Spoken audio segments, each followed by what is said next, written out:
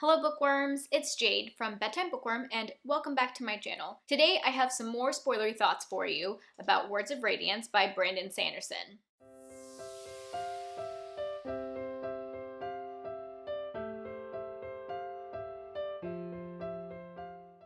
Welcome to another book diary. This is my second book diary video that I'm doing for Words of Radiance. This video is going to be covering part 4. So Words of Radiance is split into 5 parts. Last week I posted a spoilery book diary on part 3 and this one is on part 4. I think that this part of Words of Radiance had so many awesome things that happened. Definitely has one or two of my favorite chapters, and there was also like a really good Shallan reveal in this section. I had so much fun recording and editing this video, and I hope you guys really enjoy it. I will have timestamps in the description box for each chapter in case you want to like read along maybe, but just keep in mind that this video is full of spoilers for part 4 of Words of Radiance, so do not watch it if you haven't read part 4. Also, I would like to request that if you leave any comments, which please do leave comments on the video, just make sure that they are either spoiler free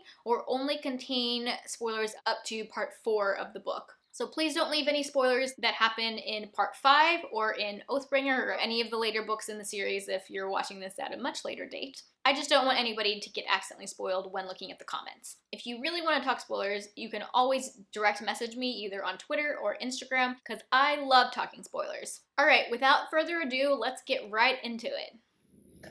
Okay, so I just finished chapter 61, which was a Shallan flashback.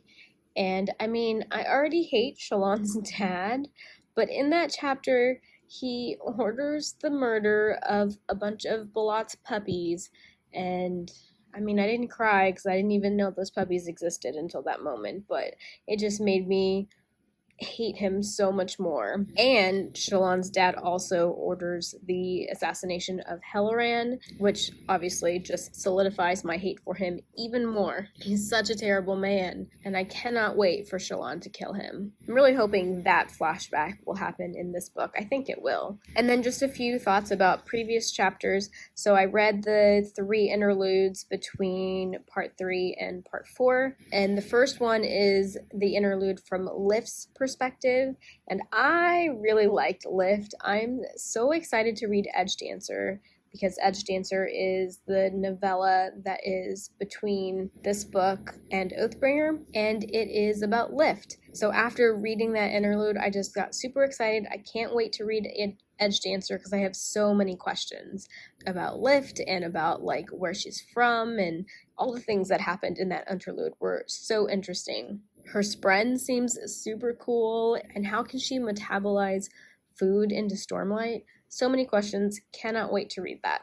And then the third interlude in between these 2 parts was from Eshonai's point of view, and it was basically about her plan to turn all of her people into war form, and it was quite terrifying. I am so very nervous for Dalinar et al because it sounds like they might be in trouble. I just finished chapter 62, and it was a Kaladin chapter, and my heart, I feel so sad for Kaladin. Kaladin and Dalinar had a heart-to-heart in this chapter. Dalinar came to visit Kaladin in prison, and my heart just melted when, what did he say? Right here. Dalinar says, "Do not make me regret those decisions about putting Kaladin in power." And Kaladin said, "You don't already?" And he said, "I've come close." My heart melted when I read that. I love them. Also in this chapter, Dalinar tells Kaladin that Rashon being sent to Kaladin's hometown and basically ruining Kaladin's life and his family's life, all of that was because of Elhokar. And this chapter ends with Kaladin wanting to kill Elhokar, so that complicates things quite a bit. Obviously, that puts him at odds with Dalinar. And so now I'm curious if he's going to go talk to those people that Moash was working with, and he might get in on trying to kill Elokar, and that makes me so nervous. I also forgot to mention there was an earlier chapter from Kaladin's point of view at the beginning of part 4 where Wit comes to visit him in prison, and that was a fun chapter. Always love seeing Wit, but I swear I didn't understand half of what they talked about. And maybe I will later. Maybe I'm just dumb and I didn't get it. But it sounded like Wit was telling a story about someone named Fleet who was running from a storm, a high storm, and eventually the high storm catches up to him, as high storms always do. I guess it was like how the story ended. But Wit kind of made it sound like the story was about Kaladin, so like I don't know if that's some sort of like reincarnation thing, and Fleet was Kaladin in a prior life or something, or maybe I'm reading way too much into that. I don't know if reincarnation is a thing in the Cosmere, but that is what that chapter had me kind of wondering. So I don't really understand that story. I feel like on a reread that might make more sense to me. Oh my goodness. I just got to the end of chapter 63. This was a Shalon chapter where she sneaks into Dalinar's prison area, I guess, and goes to meet the herald that ended the last book. So at the end of Way of Kings, one of the heralds shows up talking about the upcoming desolation. And we haven't seen this guy, at least I don't remember seeing him before this point in Words of Radiance. Maybe there was like one scene that he was in. And so I'm pretty excited that Shalon met him and found out some information about him. But then the chapter ends with her trying to leave the cell that he's in, and she starts to like use her powers, use Stormlight to transform, and then he attacks her. I gasped so loud because I'm, listening to the audiobook, and Kate Redding, the narrator, like screamed like ah, like really loud, and I totally jumped because I was not expecting that. Shalon gets so scared that she even summons her shard blade, but then after he basically attacks her, he calms down and goes back into like his former state of just repeating the same thing over and over again. And then so Shalon is trying to leave, and it's like, oh, I guess I can't use any Stormlight while I'm in here, but maybe I could just sneak out. And she peeks out, and a bunch of people, including Amaram, are headed toward the cell. So I don't know if this next chapter is still in Shalon's point of view, but I want it to be because I don't know what's about to happen. Okay, I just finished the next chapter, which at first started out in Kaladin's point of view, and I was like frustrated because I wanted to know what was going to happen to Shalon, but it was only a very small part of that chapter that was in Kaladin's point of view, and it switched to Shalon pretty quickly, which I was very excited for. But that scene was a little anticlimactic because she got away with it a little easier than I was expecting. She just basically made herself invisible. Well, she turned herself all black and hid. But then we hear a really interesting conversation between Amaram and the Herald. Amaram seems to believe that he's the Herald and thinks that Gavilar, or I guess this was part of some plan that Gavilar had to bring, was it to bring on the desolation? Amaram is turning into a much more interesting character in this book. But then the ending of this chapter. So at the end of this chapter, Shalon has basically proven herself to the Ghostbloods, and they say to prove her loyalty, she has to get a tattoo with their symbol or whatever and show it to them the next time they meet. And Shalon doesn't know it yet, but she can't get a tattoo because Kaladin tried earlier in this book to get a tattoo for the Bridge 4 no longer being a slave thing, and every time he took in any stormlight, the ink would just bleed out of his skin. So Shalon is not going to be able to get this tattoo, although she can light weave, so maybe she will just make it look like she has the tattoo, which probably is even better because then it won't really be on her skin. Now I feel really silly for that whole little thing I went on, but that was my first reaction. So I just finished chapter 66, and Kaladin gets out of prison, yay. And we find out that Adolin has been in prison with him by his own choice, and that he did it basically to help Kaladin get out. And they had like a really heartfelt moment where Kaladin apologized for ruining Adolin's plan to duel Sadeas, and Adolin tells him not to worry about it, and that he blames Elokar for not following through. And then he tells Kaladin that he believes him about Amaram. That was really sweet. And then Adolin gives Kaladin some shard plate and a shard blade, and he turns it down, which I understand why he did, I guess, but it's kind of dumb. Like, he should just take it because at this point he's earned it twice and he just deserves it. Ugh, I'm frustrated that Kaladin turned him down. And then Kaladin gives them to Moash. I mean, I kind of see why, I guess, but I don't trust Moash. I feel like he's going to do something rash, and Kaladin will eventually regret giving him that stuff. But hopefully I'm wrong. Hopefully Moash doesn't do anything stupid with the shard blade and shard plate, and Kaladin doesn't later regret that. I just finished chapter 68, and that did not end well. Dalinar is standing in the middle of a bridge, and it collapses, and I'm so nervous. I think maybe Kaladin's gonna have to use his powers in order to save Dalinar in front of everybody and like reveal himself. But also during this whole chapter, he had multiple times where he was trying to use Stormlight and he couldn't because there's something wrong with his bond with Syl, because he promised Moash that he would help him kill Elhokar, and it's doing something to their bond, and Syl is not okay, which is heartbreaking. But his ability to use Stormlight has been like off and on in this chapter. So he might need it right now. And is he going to be able to use it right now? I don't know. I'm so nervous. Okay, so I'm still in the middle of the next chapter, but I have to say that Shallan and Kaladin just have the best banter.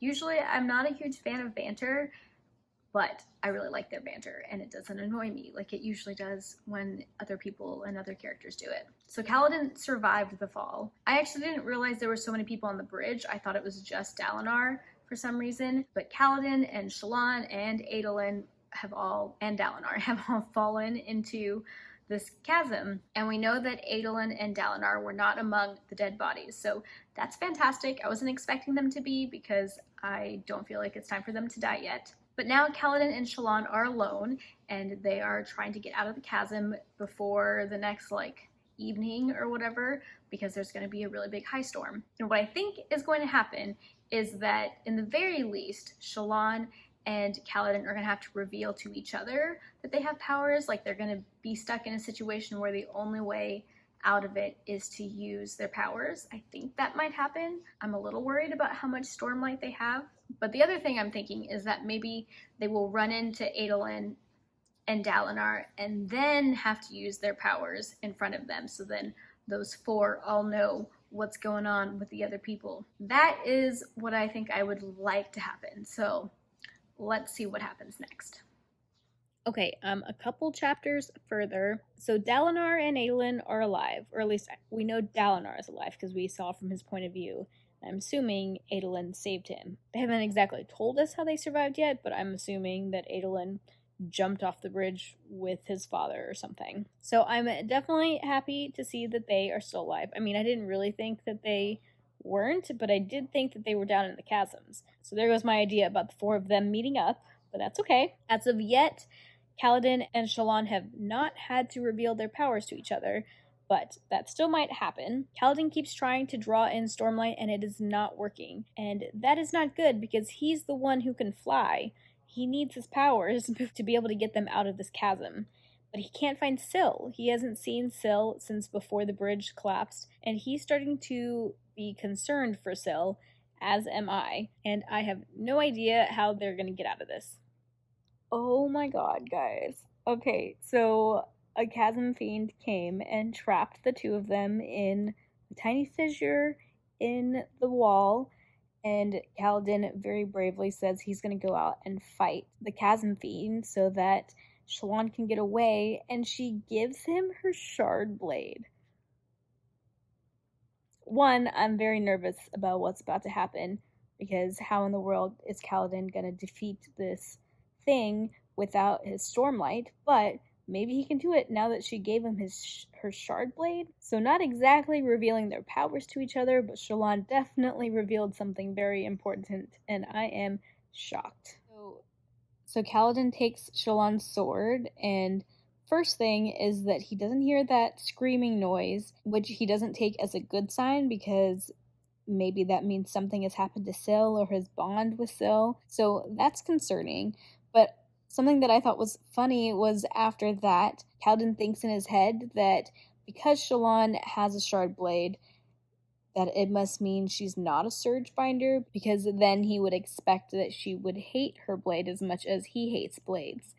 So that's a really interesting idea because he has a point. Why does Pattern not care about the shard blade? But I'm also remembering that Syl and Pattern are like on opposite political sides of the different like kinds of spren. Like I remember them talking about how cryptics and honor spren are against each other. So maybe that has something to do with Pattern being a cryptic, and like the cryptics don't hate blades, but the honor spren do. I don't know. That was interesting. But I need to know what is going on with Syl. Where is she? Is she okay? And why can Kaladin not use Stormlight right now? It has to have to do with Syl being kind of missing, right? So I just finished Shallan's flashback where we find out how her dad died. And at first, I was like really excited because I actually called like way back when Shallan's brother, I think it was Wakim, basically gave her the poisonous leaves and said that because he was no longer wanting to kill himself anymore, he gave them to her. And he told her that they get to be more potent over time. And I remembered that. And in that moment, way back then, I guessed, I was like, it's probably a long shot, but I think there's a chance that Shallan will use those leaves to kill her dad. And I was sort of right because that's what she tried to do. So at first I was like really excited that I called that way back when. But then her dad doesn't actually like die all the way, and then she has to finish him off, and she like sings this lullaby to him that is actually quite not soothing because it starts with "Now go to sleep in chasms deep with darkness all around you." That does not sound like a comforting lullaby, but regardless, it was very sad to see her have to do that. And now I understand why she's a little crazy. I think I only understand partly why she's crazy. I still need to figure out or like find out through reading, read and find out. I need to find out what happened to Shallan's mom because I think Shallan also killed her mom and she has suppressed a lot of these memories and these feelings. To read. So I did read one more chapter after I stopped filming the other night, and I realized today that I never did an update on what I read. But that was the chapter where the high storm actually hit Kaladin and Shallan, and it was such a good chapter.